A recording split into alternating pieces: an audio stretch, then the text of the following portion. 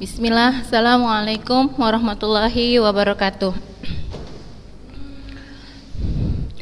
Alhamdulillahirrabbilalamin. Wassalatu wassalamu ala asrafil anbiya wal mursalin wa ala alihi wa sahbihi ajmain. Amma ba'du, segala puji syukur kita panjatkan kehadirat Allah Subhanahu wa taala, yang mana pada pagi hari ini kita masih terus diberikan nikmat waktu, nikmat kesehatan untuk terus dapat melakukan pembelajaran daring kita pada pagi hari ini. Selawat serta salam kita hadiahkan kepada junjungan kita Nabi besar Muhammad SAW, kepada keluarga, sahabat dan para pengikut-pengikut beliau. Semoga kelak kita mendapatkan syafaatnya di yaumil akhir. Allahumma amin.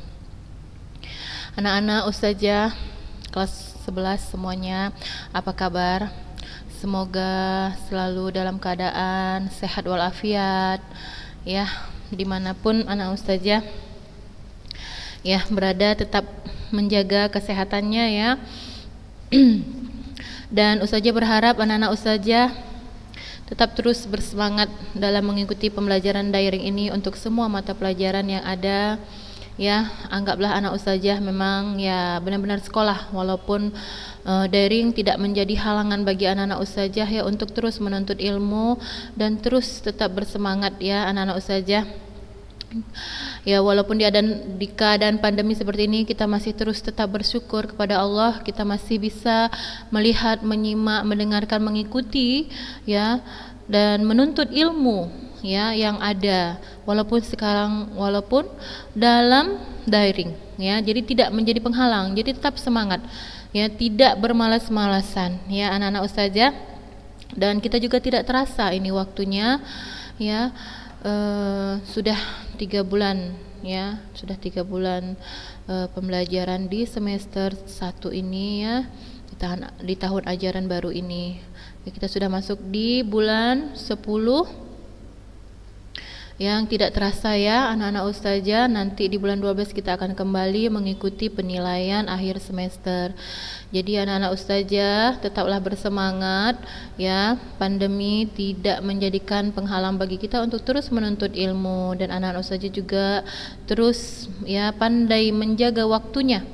Ya, menjaga waktunya, menjaga istirahatnya ya, agar tetap sehat bugar ya anak-anak ustazah.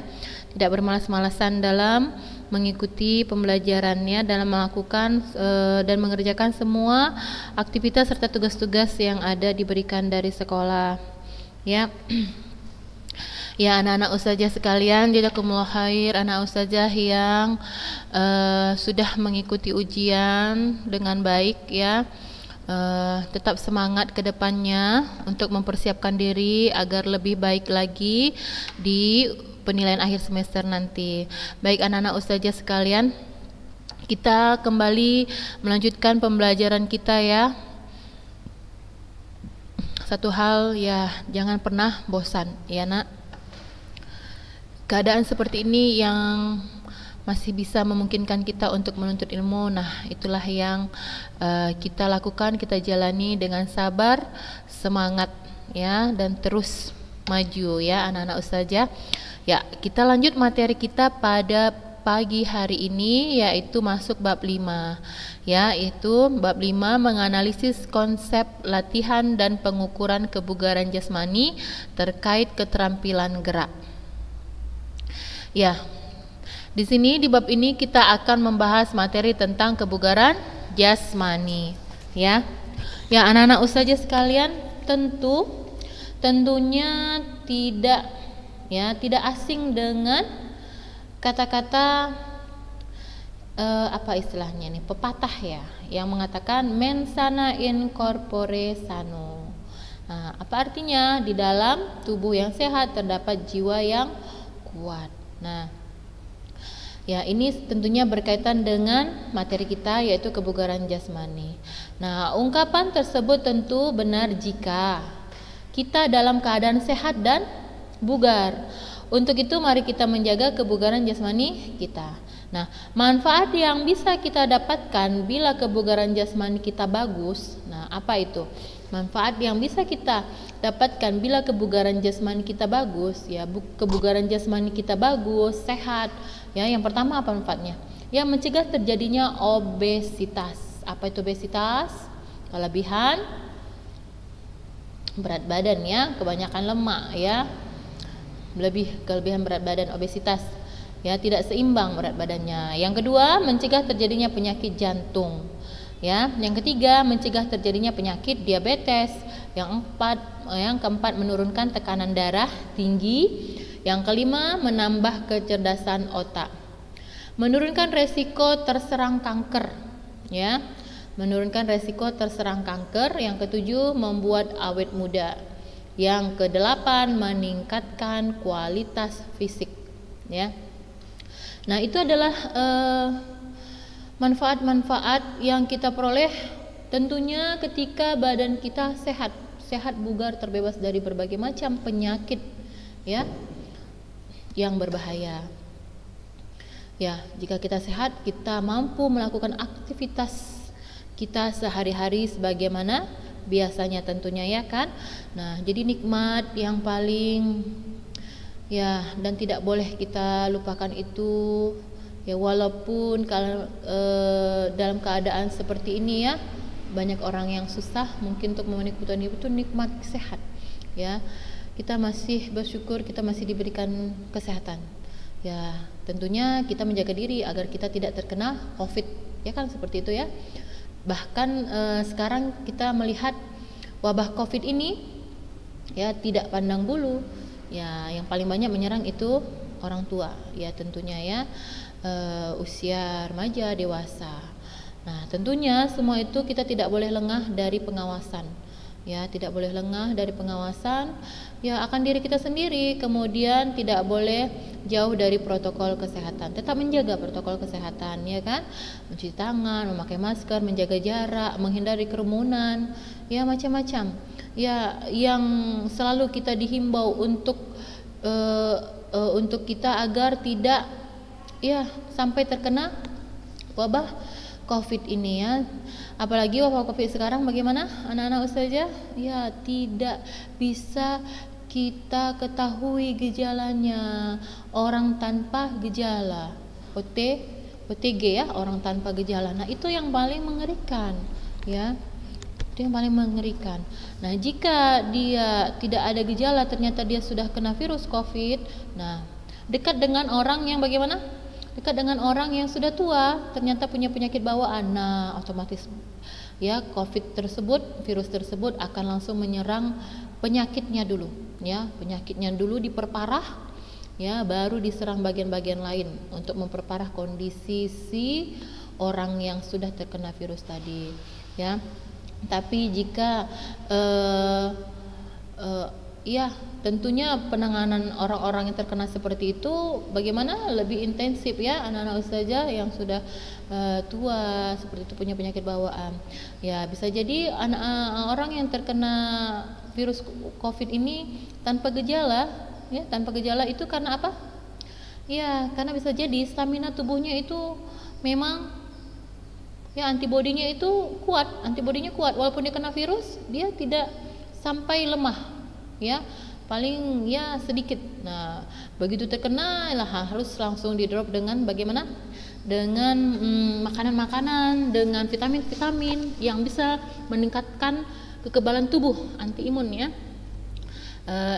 yang meningkatkan kekebalan tubuh, intinya meningkatkan kekebalan tubuh agar si virus ini bisa langsung ya mati ya, tidak terus berada di dalam tubuh. Nah ya, biasanya orang-orang yang terkena tersebut orang-orang yang tidak memiliki penyakit bawaan ya, OTG, orang tanpa gejala.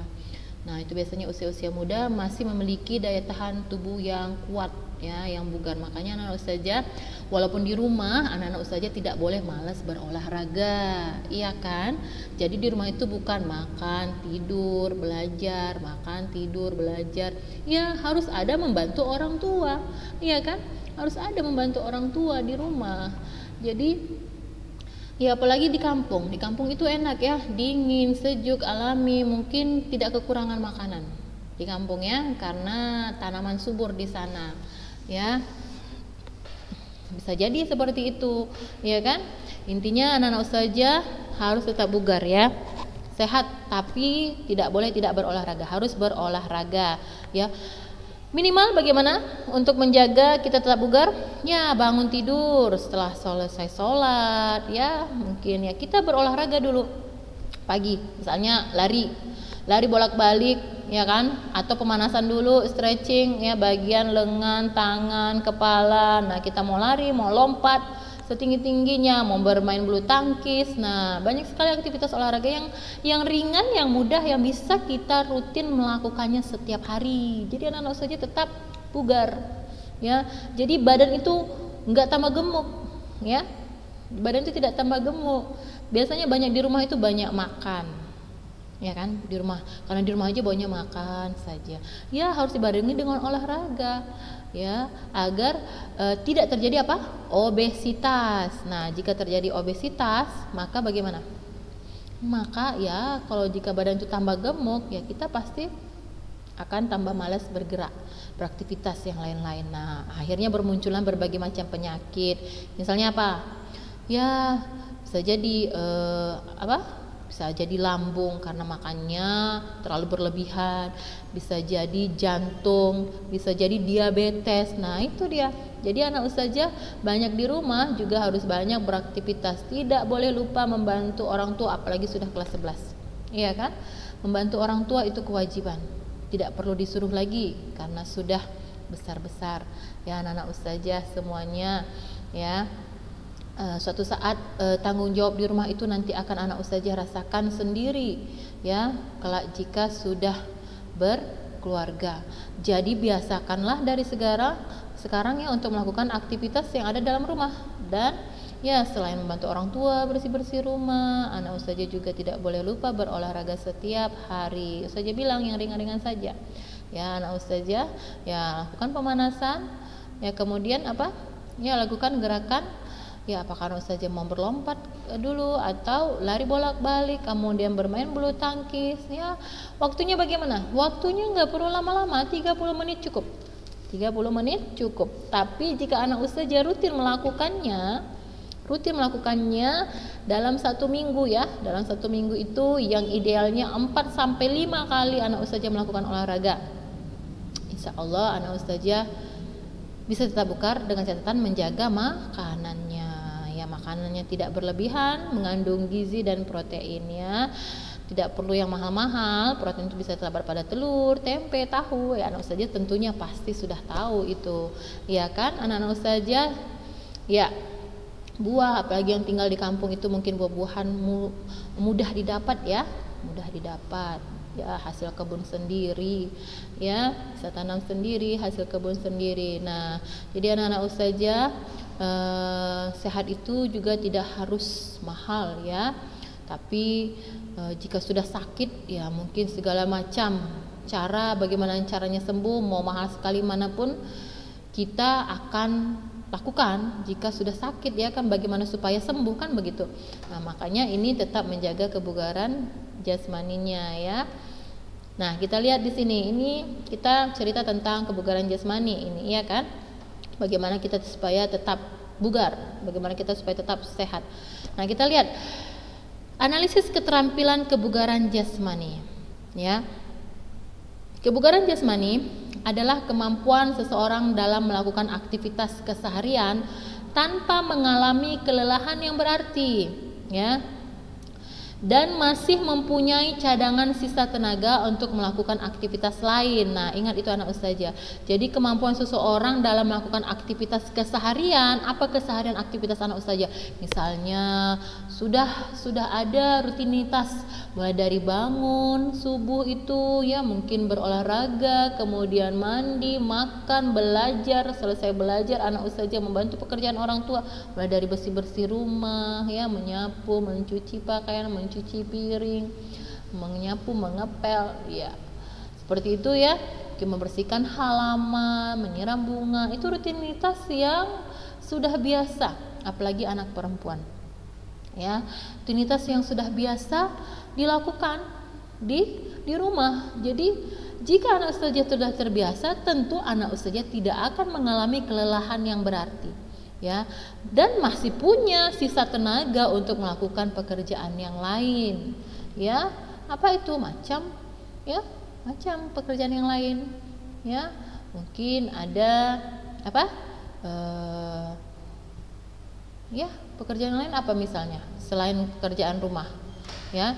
Tapi anak ustazah, ya jika memang rutinitas yang ada di rumah yang setiap hari anak ustazah lakukan itu sudah biasa dilakukan juga, ya itu juga sudah cukup, ya. Dan pasti punya cadangan tenaga, ya, karena sudah terbiasa, badan kita sudah terbiasa melakukan aktivitas tersebut, maka tidak akan mengalami kelelahan yang berlebihan, ya, dibandingkan anak yang tidak pernah melakukan kegiatan, ya, seperti apa, ya, jangankan berolahraga rutin, ya, menyapu rumah, membersihkan rumah, mencuci pakaian, misalnya mencuci perabot. Nah, itu beda sekali, tentu dia tidak akan sanggup, ya, badannya tidak akan terbiasa dan mudah merasa kelelahan dan mengeluh, malas, mengeluh, ya. Jadi hingga akhirnya bagaimana? Ya, terbiasa dengan sikap badan yang seperti itu hingga kelihatannya tidak akan bugar, ya, mungkin akan nampak lemas, ya, tidak gesit. Nah, tidak gesit, tidak lincah, tidak cekatan, nah, tidak ligat, nah, kata orang Medan, ya kan? Nah, seperti itu. Jadi anak ustazah, ya, walaupun di rumah harus tetap berolahraga. Nah, kita lihat Holik dan Maksum, ya, mengatakan, nah ini adalah para ahli yang meneliti tentang apa itu kebugaran jasmani, ya. Konsep kebugaran jasmani sekarang dapat dibedakan menjadi kebugaran yang berkaitan dengan kesehatan, yang berkaitan dengan unjuk kerja atau performance, ya. Kebugaran yang berkaitan dengan kesehatan antara lain, nah kita lihat di sini, ditentukan oleh 4 komponen kebugaran jasmani, ya. Jadi seseorang dikatakan bugar, nah ada yang menentukannya, ya, kata kedua tokoh tersebut. Apa itu? Yang pertama, daya tahan jantung, paru, dan peredaran darah. Nah, jadi kita jika obesitas itu denyut jantung kita itu lambat, ya, lambat berdetak, ya. Kita juga tidak berkeringat, kita tidak bergerak, ya, malas bergerak. Nah, itu menyebabkan denyut jantung kita itu lambat dan bisa terjadi sesak napas. Nah, jika kita obesitas, ya, atau sudah ada gejala jantung bawaan misalnya, ya. Nah, itu, nah kemudian paru-paru kita, ya, akan terasa sesak juga, kemudian peredaran darah kita tidak lancar. Nah, itu berbahaya tentunya. Jadi 4 komponen daya tahan jantung, makanya ustazah katakan di sini, orang yang terkena penyakit jantung, ya, orang yang terkena penyakit jantung, paru-paru dan peredaran darah ini sering dikatakan kardiovaskuler, ya kan, anak-anak ustazah. Nah, ini aktivitas yang memungkinkan untuk dilakukan latihan apa? Anak ustazah, ada yang tahu? Sebenarnya ringan saja. Misalnya jogging, ya kan? Larinya nggak perlu kencang-kencang. Lari kecil-kecil, misalnya dalam jarak 1 kilo, ya kan? Ya, bertahap, ya, untuk melakukan olahraga itu bertahap. Tidak harus dalam langsung jarak yang jauh. Pasti tidak akan sanggup, ya. Untuk melakukan lari supaya bisa jauh, panjang larinya, tahan lama, itu kan bertahap, ya. Tidak ada orang langsung sanggup melakukan lari dalam jarak jauh, tidak ada. Awalnya pasti lari jarak pendek tentunya, ya kan, atau lari di lingkungan, memanfaatkan lingkungan sekitarnya.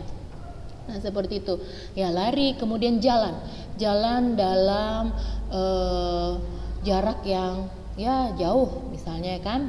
Diuji coba dulu daya tahan kakinya, fisiknya, seperti itu untuk melakukan jalan pagi, lari. Nah, itu untuk biasanya untuk orang yang terkena jantung atau menjaga kita agar tidak terserang penyakit jantung. Nah, kita uji daya tahan tubuh kita untuk melakukan jalan, lari. Jadi jalan itu merupakan aktivitas yang tidak mungkin tidak kita lakukan setiap hari, ya, anak-anak ustazah. Nah, anak ustazah pasti akan merasakan itu. Jika kita berolahraga, denyut jantung kita itu cepat dipompa, ya, jadi oksigen itu masuk, ya, hingga kita bisa bernapas dengan lega. Nah, jika orang yang terkena serangan jantung itu sedikit sekali oksigen yang masuk, ya kan, akhirnya ya bisa menyebabkan sesak napas, kurangnya beraktivitas, ya kan. Nah, jadi itu jantungnya cepat itu, apalagi kalau kita lari, pasti denyut jantung kita cepat, berdetak dengan cepat, iya kan. Nah, jadi anak usaha bisa merasakan, ya itu bagus untuk daya tahan jantung kita, makanya harus berolahraga. Nah, kemudian yang kedua, komposisi tubuh. Ya, komposisi tubuh. Nanti komposisi tubuh ini ada penjabarannya ya. Kekuatan dan daya tahan otot. Kekuatan dan daya tahan otot. Kekuatan dan daya tahan otot ini biasanya meliputi dengan hal-hal beban ya, pembebanan fisik seperti apa anak ustazah? Misalnya angkat berat, ya kan? Itu contohnya. Kelenturan sendi dan otot. Nah, lenturan sendi dan otot. Kita pasti kalau beraktivitas di rumah anak-anak ustazah, pasti kita misalnya mengepel. Mengepel itu kan membungkuk. Ya kan, membungkuk itu kan bagaimana? Sendi-sendi pinggang yang akan bergerak, ya kan? Bergerak ketika kita membungkuk itu kan sendi pinggang. Nah, bayangin anak usaha jika tidak pernah melakukan seperti itu. Begitu membungkuk, bunyi pinggangnya. Ya, bunyi krek. Nah, misalnya ya kan sakit. Nah, ya jadi sebelum melakukan aktivitas seharian, ya lakukan olahraga pagi biasanya. Ya, kemudian melakukan pekerjaan-pekerjaan rumah. Ya, mungkin mengepel, menyuci itu sudah biasa, membungkuk, jongkok, berdiri. Nah, itu akan terbiasa. Kenapa? Karena sering dilakukan hingga persendian kita itu lentur, iya kan? Dan kita tidak akan mudah merasakan perih, nyeri sendi, ya kan? Nah, seperti itu. Kemudian ya, hal-hal yang kita lakukan kita sesuaikan dengan daya tahan tubuh kita ya. Aktivitas yang kita lakukan kita sesuaikan dengan daya tahan tubuh kita. Nah, seperti Ustazah bilang tadi, seperti pembebanan fisik, angkat berat. Nah, itu seberapa mampu badan kita mengangkat benda-benda yang berat. Nah, kita sesuaikan dengan diri kita. Jangan kita paksakan. Jika kita paksakan, nah itu yang akan menyebabkan cedera. Nah, jadi melakukan perlahan dan sering.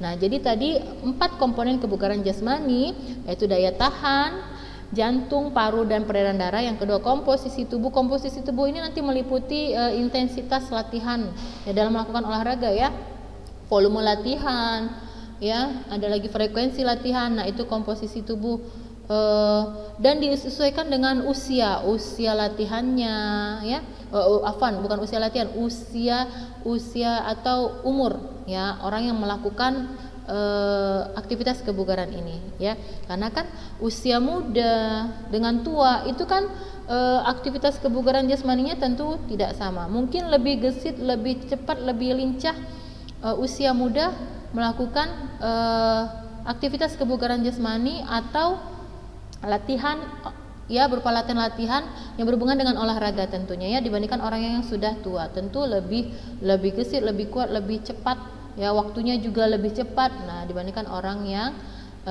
tua. Jadi disesuaikan aktivitas kebugaran jasmaninya pada usia berapa ya, yang cocok pada usia tua itu kebugaran yang bagaimana, olahraga yang bagaimana yang cocok mereka, yang pantas mereka lakukan. Nah, seperti itu dibandingkan yang remaja mungkin untuk semua olahraga mungkin bisa dilakukan secara perlahan bertahap sering hingga menjadi ya kuat ya, daya tahannya lebih kuat dan lebih besar. Jika orang tua mungkin tidak sekuat orang yang muda. Jadi disesuaikan dengan aktivitas olahraganya itu berupa apa. Nah, itu bagian dari komposisi tubuh ya anak-anak ustazah. Nah, kita lanjut. Komponen kebugaran yang berkaitan dengan kesehatan tersebut akan membantu mengurangi kemungkinan terjadinya penyakit degeneratif dan keadaan yang berkaitan dengan aktivitas jasmani ya. Jadi aktivitas jasmani seperti penyakit jantung koroner, obesitas atau kegemukan, dan kelelahan sendi dan otot ya. Jadi di sini komponen kebugaran yang berkaitan dengan kesehatan tersebut akan membantu mengurangi kemungkinan terjadinya penyakit degeneratif. Apa penyakit degeneratif anak ustazah? Siapa yang tahu?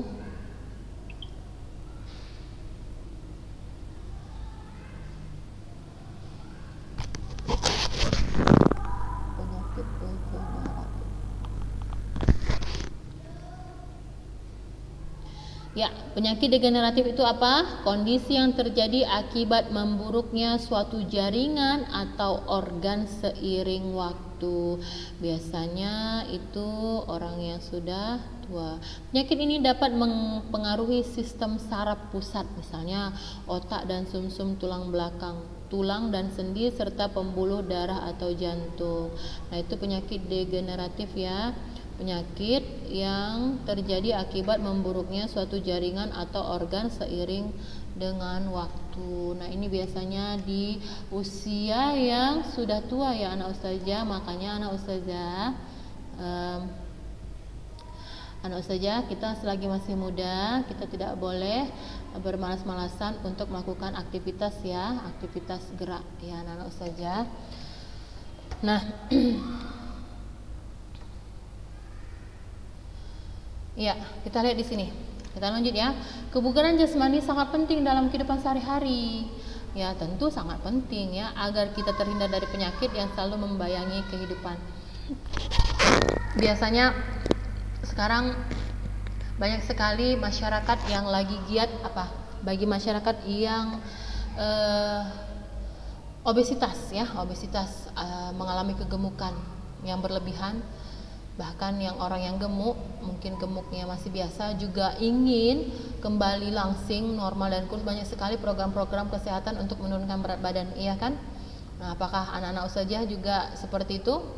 Ya, di antara kalian ada yang merasa kegemukan hingga ya berlatih giat ya melakukan olahraga untuk menurunkan berat badan, atau walaupun gemuk ya kita rajin berolahraga.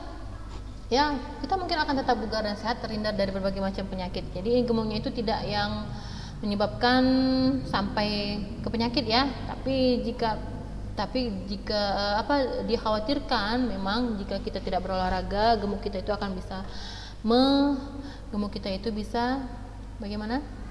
Gemuk kita itu bisa mengakibatkan penyakit ya jika kita tidak berolahraga. Ya, kita lihat di sini, agar bermanfaat dalam usaha peningkatan kesehatan harus dilakukan latihan secara teratur dan benar sesuai dengan kondisi tubuh. Agar bermanfaat dalam usaha peningkatan kesehatan harus dilakukan latihan secara teratur dan benar sesuai dengan kondisi tubuh ya. Ada beberapa hal yang perlu diperhatikan sehubungan dengan latihan kebugaran jasmani ya. Jadi anak ustazah, nah di sini ada dijelaskan ya latihan kebugaran jasmani ya agar mendapatkan hasil yang baik ya. Ya, jadi nanti sama saja ustazah, kita berolahraga nggak berolahraga juga berat badannya nggak turun. Nah, kamu periksa lagi dulu ya bagaimana bentuk olahraga yang kamu lakukan, intensitas lama waktunya itu bagaimana, apakah sesuai atau tidak. Nah, ya kan? Jadi berolahraga ini merupakan kebutuhan, jangan dianggap tidak butuh ya. Kita butuh olahraga, ya kan? Ya, sekalipun mungkin sekitar 10-15 menit. Nah, tapi jika yang mau maksimal tentunya 20 sampai 30 menit ya. 30 menit itu menghasilkan suatu kegiatan yang efektif nanti ya, hasilnya baik ya, baik hasilnya 30 sekali kita melakukan olahraga. Dan ingat dalam satu minggu itu 4 sampai 5 kali. Nah, itu jika mau mendapatkan hasil yang efektif dan ya rutinitas kita ya anak-anak ustazah. Jadi olahraganya anak ustazah sekarang banyak media ya yang bisa kita ikuti untuk melakukan olahraga yang ringan, tidak harus dengan alat ya, tidak harus dengan alat. Jadi bisa kita lakukan sendiri ya, ikutin ya yang baik ya, tapi tidak olahraga-olahraga yang tidak disyariatkan Islam ya anak-anak ustazah. Banyak sekali kan jenis olahraga sekarang yang kita kenal yang tidak sesuai dengan syariat Islam. Ada istilahnya apa? Yoga ya dan sejenisnya ya, ustazah kurang tahu, yoga, zumba, apalah itu gitu ya. Yang jelas kita lihat, dipilih-pilih dulu ya jika ingin mengikuti suatu olahraga yang kira-kira ya tidak berkaitan dengan ya bertentangan dengan syariat tentunya ya. Olahraga seperti itu biasanya ya kita sesuaikanlah dengan syariat Islam kita yang tidak bertentangan tentunya. Yoga kan bukan dari Islam ya anak-anak ustazah. Jadi anak-anak ustazah perlu meneliti kembali yang baiknya bagaimana, dan tidak perlu berat-berat. Yang ringan saja anak ustazah lakukan secara rutinitas ya, insya Allah akan menghasilkan manfaat yang baik bagi kebugaran tubuh anak ustazah. Nah, kita lihat di sini. Ada beberapa hal yang perlu diperhatikan sehubungan dengan latihan kebugaran jasmani, yaitu apa? Yang pertama, persiapan. Ya, 2 jam sebelum latihan kita harus sudah makan. Jadi jangan di situ makan, di situ latihan. Nah, itu enggak baik ya.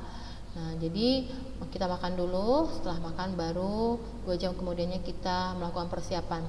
Nah, tidur juga cukup ya anak ustazah, jangan begadang ya. Jika tidak penting ya, apalagi usia sekolah itu tidur harus cukup ya. Yang ketiga, latihan menggunakan pakaian olahraga yang menyerap keringat dan bisa melakukan gerakan dengan leluasa serta menutup aurat. Ya, kita berolahraga di rumah ya, tentunya kita lebih nyaman ya.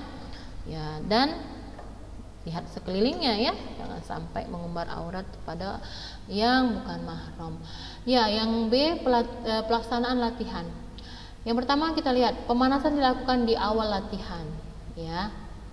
Pemanasan dilakukan di awal latihan. Jadi sebelum melakukan latihan inti kita harus pemanasan dulu ya anak ustazah. Ya, anak-anak ustazah sekalian, ya, anak-anak ustazah bisa kiranya membaca ini di rumah ya. Nanti kita lanjutkan di minggu depan insya Allah ya, kita lanjutkan di minggu depan insya Allah ya. Nah, anak-anak ustazah bisa baca. Kita cukupkan dulu materi kita sampai di sini. Minggu depan kita bahas kembali tentang kebugaran jasmani ya. Cukupkan materi kita sampai di sini. Kita tutup dengan doa kafaratul majelis. Subhanakallahumma wa bihamdik asyhadu an la ilaha illa anta astaghfiruka wa atubu ilaik. Assalamualaikum warahmatullahi wabarakatuh.